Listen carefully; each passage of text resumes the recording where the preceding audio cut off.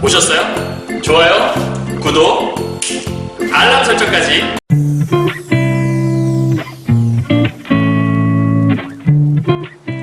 안녕하세요. 경화여고 3학년 학생 여러분, 그리고 전국에서 2022 수능을 준비하시는 학생 여러분, 그리고 문학을 공부하시는 학생 여러분 만나서 반갑습니다. 선생님은 세계 최강 국어쌤 조인수 선생님입니다. 자, 오늘은요, 우리 지난 시간에 이어서 이제 두 번째 현대시 2강을 이제 공부할 건데요. 우리 지난 시간에 현대시 1강에서 뭐 공부했는지 기억나시죠?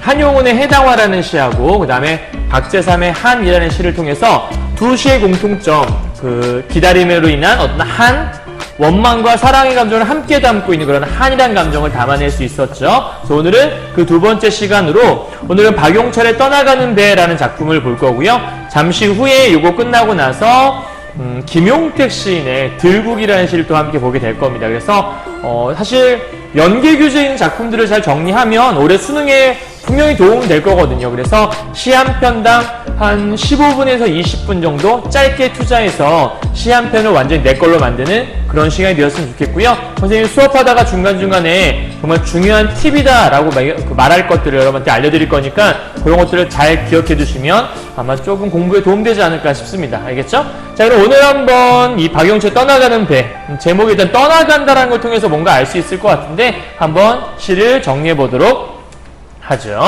자, 일단 먼저 그 박용철 떠나가는 배, 선생님이 아무 표시도 해오지 않았거든요. 일단은 이렇게 해서 한번 여러분 읽어보시고 그 다음에 뭐가 좀 중요할까? 시를 커다란 맥락에서 좀 보려고 하는 자세가 좀 필요해요, 여러분. 일단 기본적으로 선생님이 늘 화자 혹은 대사, 상황, 정서와 태도를 파악하라고 말씀드렸었고요. 그 다음에 요걸 파악하기에 앞서 또 하나 제목을 좀 유의해서 보시고 이 시를 지은 시인 위주로 봐라. 근데 제목에서 일단 여러분 떠나가는 배라고 나와 있잖아요. 그럼 떠나간다는 얘기는 여기에 이미 이별이라는 상황이 전제가 되어 있구나. 뭔가 헤어졌나? 이런 걸 좀 짐작해 볼 수 있겠죠. 그 다음에 너무 이렇게 지역적으로 보려고 하지 말고 좀 크게 봐요. 나도야 간다. 나의 이 젊은 나이를 눈물로야 보낼 거냐. 나도야 가련다.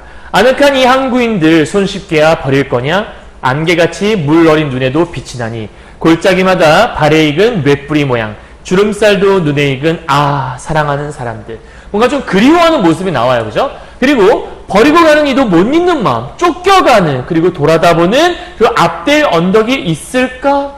약간 느낌이 없다, 뭐 이런 느낌 아닐까요? 그 다음에 나도야 가련다. 이렇게 또 보면 여러분 먼저 좀 커다란 의미에서 앞과 뒤에 뭔가 좀 보이지 않아요? 이런 걸 집어낼 수 있으면 여러분 시를 잘 읽은 거거든요. 뭐냐면 맨 앞과 맨 뒤가 비슷하다는 걸 알 수 있죠. 그죠? 그러니까 지금 이 시는 여기 부분과 요 끝에 부분이 똑같이 통하는 거 보니까 이거 수미상관 구조인가? 이런 것들을 파악할 수 있겠고요. 참고로 요 박용택의 떠나가는 배라는 시는 1930년에 지어진 시라고 알 수 있어요. 그러면 1930년은 어느 시기냐면 일제강점기라는 걸 알 수 있죠. 그래서 여러분 먼저 정보나 알고 들어갈 게 뭐냐면 이 박용철 시인하는 머릿속에 이 떠나가는 배라는 시를 볼 때 머릿속에 요 유랑민이라는 단어를 까먹지 않았으면 좋겠어요. 유랑민 하면 1930년대 일제강점기에 일제의 핍박에 못 이겨서 만주나 간도지로 떠날 수밖에 없었던 그 사람들의 모습, 그리고 그런 사람들의 모습을 잘 담아낸 시가 이 시인가 보다라고 짐작해내시면 어렵지 않을 겁니다. 아시겠죠? 그럼 이제 본격적으로 한번 시를 짐작해 보도록 할게요. 갑시다. 자, 이제 선생님 표시를 좀 해왔어요. 여러분 이제 시를 한번 읽었으니까 요런 것들을 파악하면 되는구나. 일단 맨 처음과 맨 끝이 아까 말씀드렸지만 비슷하게 생겼죠. 그러니까 수미상관이란 건 머리 숫자와 꼬리미, 그래서 머리와 꼬리가 상관, 서로 관계가 있다 이런 뜻인데 앞과 뒤가 완전 똑같진 않아요. 여기 끝날 때 가련다, 여기는 간다. 약간의 변주가 들어가죠. 그래서 시적 변용, 시적 변주라고도 얘기할 수 있는데 어쨌든 중요한 거는 지금 현재 수미상관 구조가 쓰였다라는 거죠. 그래서 머릿속에 우리가 뭘 알아야 되는 거냐면 수미상관 구조를 통해서 우리가 어떠한 효과를 줄 수 있냐. 일단 첫 번째 수미상관하면 머릿속에 반복된다라는 게 포인트죠. 그럼 두 번째 반복된다라는 거는 뭘 하는 거죠? 반복은 강조하기 위해 반복을 하는 거죠. 그럼 반복하고 강조하게 되면 이걸 통해 또 어떤 효과를 줄 수 있죠? 일단 반복이 일어나게 되면 강조도 할 수 있지만 운율을 형성하는 효과를 가져올 수가 있죠. 그리고 마지막으로 맨 앞과 맨 끝이 똑같으니까 뭔가 앞과 뒤를 딱 잡아주는 거예요. 그래서 이 시는 왠지 형태적인 안정감이 드러나는 시구나. 여러분 이렇게 생각하시면 크게 어렵지 않을 겁니다. 이해하셨나요? 자, 그래서 1번, 2번, 3번, 4번이 이 수미상관 구조의 특징이란 거 여러분 기억하셔야 되고요. 그 다음에 이 시를 볼 때 먼저 화자가 누구니 찾아봤더니 저기 보면 나가 보이네요. 그죠? 그러니까 일단 이 시는 나라는 사람이 화자, 자기가 어떤 얘기를 하는 건가 보다. 그런데 요 안에 그러면 대상이 있냐? 봤더니 글쎄요. 대상이라고 할 수 있는 뭐 너나 당신 이런 건 없는 것 같아요. 근데 제목에서 떠나가는 배라고 얘기했단 말이에요. 그러면 나도 있는데 배라는 것도 뭔가 의미가 있나 보다. 그러니까 떠나가는 배라고 쓰지 않았을까? 그리고 떠나간다라고 얘기했으니까 일단 나가 어디론가 떠나는 이런 이야기인가 보다라고 짐작해보고 시를 시작하시면 될 것 같아요. 자, 재밌는 표현인데요. 이거를 나도야 간다 이렇게 읽으면 안 돼요. 왜냐면 여기 잘 보면 이렇게 띄어 써져 있잖아요. 이렇게. 요시는 나, 두, 야, 간다 이렇게 읽어야 돼요. 정확히 얘기하면 어떤 약간 좀 어감이 있냐면 나도 가야지 뭐 이런 거예요. 그러니까 선뜻 간다가 아니라 그러니까 나도 간다라는 거는 나 간다라고 하는 의지를 밝히는 거잖아요. 그런데 단순하게 그냥 쿨하게 가는 게 아니라 나도 가야지 뭐 이런 거예요. 그러니까 나도 가야겠지 뭐 이런 거. 그러니까 일종의 가긴 가는데 뭔가가 깨림칙한 거죠. 그러니까 뭔가가 좀 미적지근한. 쉽게 말하면 의지도 보이지만 요 안에 망설임이라는 게 눈에 보인다라는 거예요. 그래서 정서상 내가 현재 떠나는 상황인가 보다. 그런데 이 떠날 때 쿨하게 떠나는 게 아니라 일단 떠나겠어 라고 하는 의지를 밝히는 거. 우리 의지하면 머릿속에 떠오르는 말 하나 있죠. 나 떠나고 싶어. 떠나고야 말겠어 라고 하는 거니까 요 안에는 소망이라는 정서가 함께 담겨 있죠. 그런데 의지에서 끝나는 것이 아니라 플러스 뭔가 쿨하게 떠나지 못하고 망설이는 모습이 있나 보다 정도로 우리가 짐작해 볼 수 있을 거예요. 나의 이 젊은 나이를 눈물로야 보낼 거냐? 야, 너 그렇게 살 거야? 그럼 그렇게 살면 안 된다라는 거잖아. 나 이렇게 보낼 수 없다라는 거잖아. 그러니까 보낼 거냐? 라는 얘기는 이렇게 보낼 수 없지 이런 얘기하는 거잖아. 그럼 실제 물어보는 말이 아니라 물어보는 것처럼 써있는 말인 거죠. 그렇다면 이거는 일종의 서리법이라 볼 수 있겠고 보낼 수 없어는 답이 정해져 있는 거죠. 그 다음 젊은 나이를 보낼 거냐? 그럼 젊지 않았다면 이런 생각을 하지 않았을 거란 얘기예요. 그럼 젊은 나이라고 하는 건 뭘 보여준 거냐면 얘가 떠날 수밖에 없는 이유를 설명을 해주고 있는 거죠. 얘는 왜 떠나려고 하는 거지? 여기 있긴 너무 내 젊음이 아깝거든요. 그래서 이 젊은 나이를 눈물로만 보낼 수 없다. 그럼 눈물을 흘린다는 얘기는 사실은 슬픔이라는 정서도 함께 있다고 볼 수 있잖아요. 그러니까 이런 슬픔으로 보낼 수가 없다. 그래서 나도야 가련다 라고 설명하는 거예요. 자, 또 하나 포인트는 뭐냐면 여기서 do라는 게 있어요. do. 이 do라고 하는 건 역시, 나도 역시 이런 뜻이잖아요. 그러니까 요즘에 시에서 이런 보조사에 좀 집중하시면 시를 정확하게 파악하는 데 도움 되는데 나도야 가련다라는 얘기는 이미 누군가가 갔다는 얘기죠.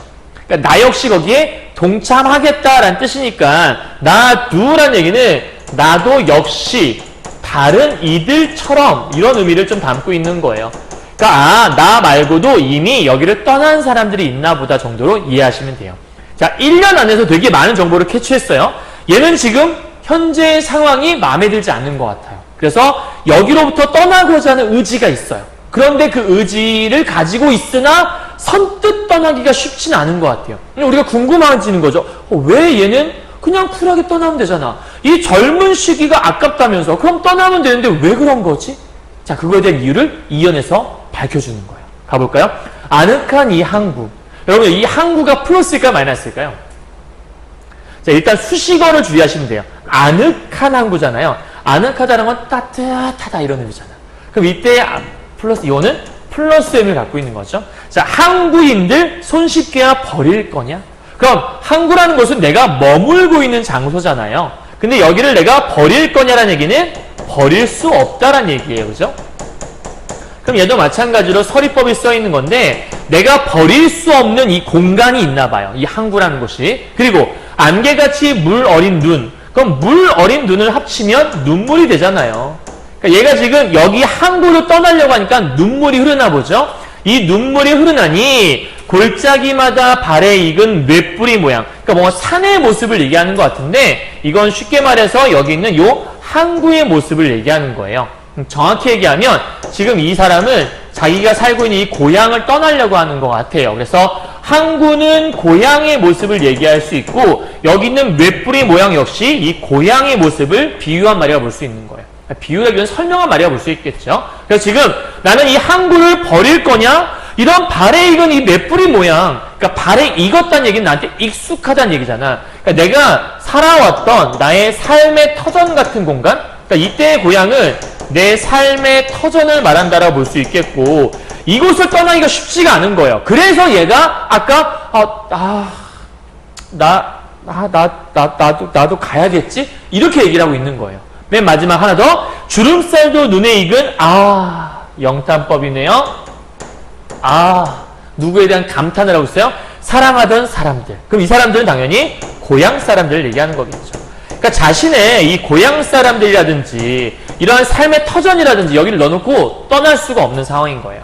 아까 설명했지만 이 박용철의 이 떠나가는 배는 1930년대 일제강점기 시기에 어쩔 수 없이 고향을 떠나야만 했던 그런 유랑민들의 삶을 다루고 있거든요. 그러니까 이 사람이 떠나야겠어요. 왜냐하면 여기 있으면 내 젊음이 너무 아깝고 일제의 핍박에 못 이겨 살고 싶지가 않거든요. 그래서 쿨하게 떠나야겠어. 나 혼자만 그런 게 아니라 이미 떠난 사람들이 존재하는 거예요. 근데 나도 이곳을 버리고 떠나고 싶은데 그 고향 땅을 손쉽게 버릴 수는 없다라는 약간의 망설임이 이 안에 들어가고 있는 거죠. 망설임, 슬픔, 그리고 아쉬움이라는 게 이 안에 들어있는 거예요.